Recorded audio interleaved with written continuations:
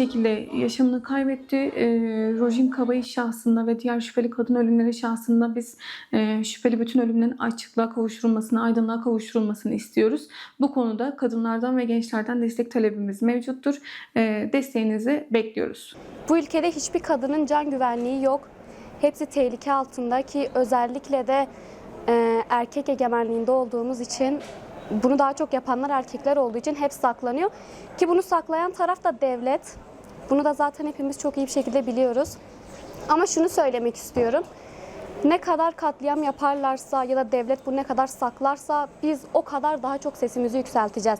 Sadece biz değil, diğer tüm kadınlar da bunu yapması gerekiyor. Çünkü bugün bize olan yarın başka bir ırktaki başka bir kadına da olur. Ki oluyor da. Bu Rojin ilk vaka değil, son vaka da olmayacak. Ama eğer hepimiz el ele verirsek bu belki son vaka olabilir. Şunları da söylemek istiyorum. Rojin için bir kampanya düzenlendi. Ve bunu sadece biz Kürt kadınları desteklememeliyiz. Diğer kadınlar da desteklemeli, tüm kadınlar desteklemeli ki ben insanım diyebilen cinsiyet ayrımı olmadan tüm insanlar desteklemeli. Çünkü bunlar oluyor.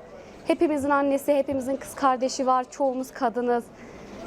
Hani bunların bitmesi için gerçekten el ele vermemiz gerekiyor. Kadınlar olarak bu artan şüpheli ölümlerin karşısında olmaya ve bunları aydınlığa çıkartmak için mücadele etmeye devam ediyoruz. Son olarak Adalet Komisyonu'nun başlattığı imza kampanyasına bütün halkı, kadınları bu duyarlılığa davet ediyoruz.